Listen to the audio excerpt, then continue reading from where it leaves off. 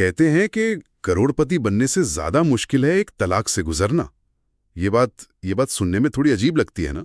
है तो, लेकिन इसके पीछे एक बड़ी सीधी सी साइकोलॉजी है। कुछ पाने की जो खुशी होती है वो कुछ खोने के दर्द से हमेशा कम होती है। सही कहा। और जब आपके पास खोने के लिए बहुत कुछ हो तो दर्द भी उतना ही बड़ा होता है। बिल्कुल। आज हम इसी पर बात करने वाले हैं। हमारी आज की बातचीत एक ऑनलाइन वीडियो के ट्रांसक्रिप्ट पर आधारित है जो अमीर लोगों के तलाक की वजहों पर काफी गहराई से नजर डालती है। और ये जानना जरूरी है कि उनकी वजहें आम लोगों से बहुत अलग होती हैं। बहुत अलग।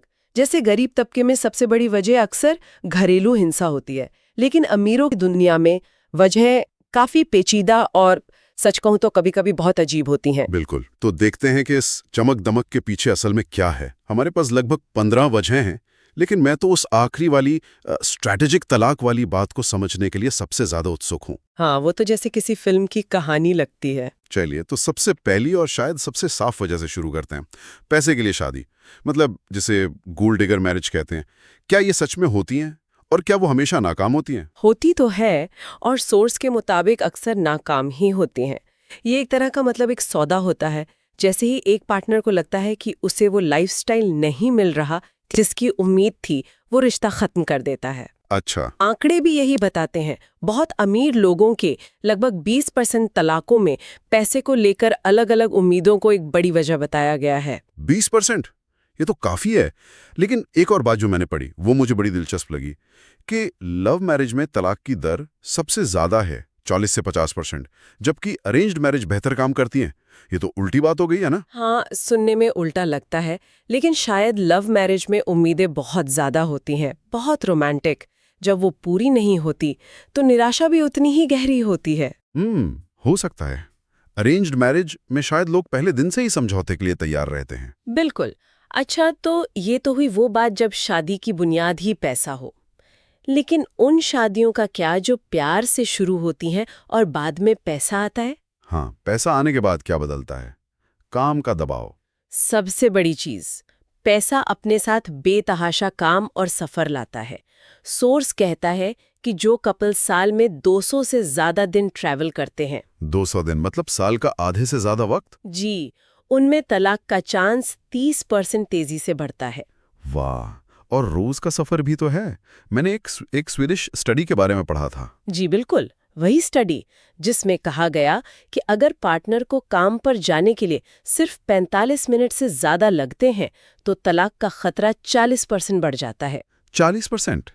सिर्फ रोज के सफर से? जी हाँ, ये छोटी छोटी चीजें जुड़ती जाती हैं। लंबे काम के घंटे, लगातार सफर और नतीजा इमोशनल दूरी। और ये इमोशनल दूरी दिखती कैसी है? मतलब क्या वो लड़ते झगड़ते हैं? उससे भी बुरा, वो एक दूसरे से बात करना ही बंद कर देते हैं। अमीर जोड़ों के थेरेपिस्ट बताते हैं कि उनके 56% क्लाइंट से शिकायत करते हैं कि उन्हें अपने ही घर में अदृश्य महसूस होता है। अनदेखा किया हुआ, जैसे कोई है ही नहीं। बिल्कुल, जैसे वो घर में कोई फर्नीचर का टुकड़ा हो, कोई इमोशनल कनेक्शन नहीं बचता। तो वो एक ही घर में रहने वाले अजनबी बन जाते हैं। हाँ, अलग अलग कमरे, अलग दोस्त, अलग शौक। उनकी बातचीत बस बच्चों के स्कूल, घर के बिल और मतलब लॉजिस्टिक्स तक ही रह जाती है। वो एक टीम की तरह घर नहीं, बल्कि 2 सीईओज की तरह एक कंपनी चला रहे होते हैं। तो ये सिर्फ वक्त की कमी है या फिर कोशिश की भी कमी है? मतलब जो मेहनत डेटिंग के वक्त होती थी वो शादी के बाद खत्म? आपने बिल्कुल सही पकड़ा। शादी के बाद खासतौर पर अमीर लोगों में रिश्ते में इन्वेस्टमेंट बंद हो जाती है। वो सारी कोशिशें, बाहर जाना, एक दूसरे को वक्त देना, सब खत्म। रिसर्च बताती है कि जो कपल साल में 12 से कम डेट्स पर जाते हैं, सिर्फ दोनों, उनमें तलाक का चांस डबल हो जाता है। ये दिलचस्प है। जब आपके पास पैसा होता है तो आप हर काम आउटसोर्स कर देते हैं। Chef, driver, trainer. क्या इसका भी कोई असर होता है? बहुत बड़ा। जब आप ये छोटे छोटे काम आउटसोर्स करते हैं तो आप अनजाने में वो पल भी आउटसोर्स कर देते हैं जहां असल में कनेक्शन बनता है। साथ में खाना बनाना, बच्चों को स्कूल छोड़ने जाना, इन सब चीजों से एक बॉन्ड बनता है। बिल्कुल। और जब ये सब मुलाजिम करने लगते हैं तो आप अपने इमोशनल कनेक्शन को भी आउटसोर्स कर देते हैं। वाह, ये एक बहुत गहरी बात है। तो रिश्ता एक जिम्मेदारी बन जाता है। और यहीं से वो सोच आती है जिसने मुझे सबसे ज्यादा चौंकाया, शादी को एक एसेट की तरह देखना। जी, और ये बहुत आम है। हार्वर्ड का एक सर्वे था जिसमें फॉर्च्यून 500 के 1/4 एग्जीक्यूटिव्स ने साफ कहा कि अगर उनकी शादी का नेट लाइफ रिटर्न नेगेटिव हो जाए तो वो उसे खत्म कर देंगे। नेट लाइफ रिटर्न मतलब सच में वो हिसाब लगाते हैं कि फायदा हो रहा है या नुकसान। बिल्कुल, वो सोचते हैं मैं इस रिश्ते में अपना वक्त, पैसा, एनर्जी लगा रहा हूं, बदले में मुझे क्या मिल रहा है। जैसे ही जवाब कुछ नहीं होता, वो इस इन्वेस्टमेंट से बाहर निकल जाते हैं। ये तो दिल तोड़ने वाली बात है। प्यार और रिश्ते में ROI यानी रिटर्न ऑन इन्वेस्टमेंट कैसे कोई नाप सकता है? नहीं नाप सकता, और यही तो मुश्किल है। जब हर चीज एक बिजनेस डील बन जाए तो इमोशंस की जगह नहीं बचती। ठीक है, तो हमने पैसे, इमोशनल दूरी और रिश्ते को बिजनेस समझने की बात की, लेकिन कुछ और भी वजह हैं, जैसे कि बेवफाई। क्या ये सच है कि अमीर लोग ज्यादा धोखेबाज होते हैं? आंकड़े तो यही कहते हैं। उनमें अपने पार्टनर को धोखा देने का चांस 2 से 3 गुना ज्यादा होता है। 2 से 3 गुना? ये तो बहुत है। हाँ, वजह कई हैं। मौके ज्यादा होते हैं, सफर ज्यादा होता है, और शायद एक घमंड कि मैं कुछ भी कर सकता हूँ। अमेरिका में तलाक के 60% केस में बेवफाई का जिक्र होता है। और बच्चों का क्या रोल है इसमें? लोग तो कहते हैं बच्चे शादी बचा लेते हैं। ये एक गलतफहमी है, बल्कि बच्चों की टाइमिंग और सेहत शादी पर बहुत बड़ा असर डाल सकती है। सोर्स के मुताबिक जो लोग 25 साल से पहले माँ बाप बन जाते हैं, उनमें तलाक की दर 50% ज्यादा होती है। और अगर बच्चे को कोई खास जरूरत हो, जैसे ऑटिज्म, तो दबाव और भी बढ़ जाता है। ऐसे मामलों में तलाक की दर 24 से 36% तक बढ़ जाती है, जो औसत से लगभग डबल है। उस सिचुएशन का फाइनेंशियल और इमोशनल स्ट्रेस बहुत ज्यादा होता है। ये बहुत दुख की बात है। अच्छा, एक और चीज जो बहुत सुनने में आती है वो है मिड लाइफ क्राइसिस, खासकर अमीर मर्दों के बारे में, कि वो अपनी बीवी को छोड़कर किसी जवान औरत से शादी कर लेते हैं। हाँ बिल्कुल, इसे ग्रे डाइवोर्स कहते हैं, जो 50 की उम्र के बाद होता है। पिछले 35 सालों में इसकी दर दुगनी हो गई है। दोगुनी? जी, और इनमें से 36% लोग, ज्यादातर मर्द, एक बहुत छोटे पार्टनर से दोबारा शादी कर लेते हैं, औसतन 10 साल छोटे। जेफ बेजोस इसकी सबसे बड़ी मिसाल है। इसके पीछे साइकोलॉजी क्या है? सोचिए, आपने अपनी पूरी जवानी दौलत बनाने में लगा दी। जब आप 50 के होते हैं, आपके पास पैसा तो होता है, लेकिन जवानी जा चुकी होती है। तो आप उस पैसे से उस खोई हुई जवानी को वापस खरीदने की कोशिश करते हैं। एक जवान पार्टनर, एक स्पोर्ट्स कार, एक नया लाइफस्टाइल। बिल्कुल। और सोर्स में एक बहुत सख्त बात लिखी थी कि अगर शादी सिर्फ लुक्स की बुनियाद पर हुई हो तो वो एक घटती हुई कीमत वाला एसेट है, एक डिफ्लेशनरी एसेट। मतलब जैसे कोई पुरानी गाड़ी जिसकी कीमत वक्त के साथ कम होती जाती है। जी, ये एक बहुत क्रूर लेकिन शायद सच्चा विश्लेषण है। ये सब तो काफी डार्क है। कुछ वजहें तो और भी गंभीर हैं, जैसे घरेलू हिंसा।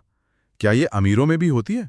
होती है, और शायद उतनी ही होती है, लेकिन ये छिपी रहती है। उनके पास बेस्ट लॉयर्स होते हैं, PR टीम्स होती हैं, नॉन डिस्क्लोजर एग्रीमेंट्स यानी NDAs होते हैं। तो बात बाहर नहीं आती। बिल्कुल, कोर्ट में भी इसे हिंसा के बजाय अनरीजनेबल बिहेवियर यानी गैर वाजिब बर्ताव का नाम दिया जाता है। UK में पिछले साल 45% तलाक की वजह यही थी।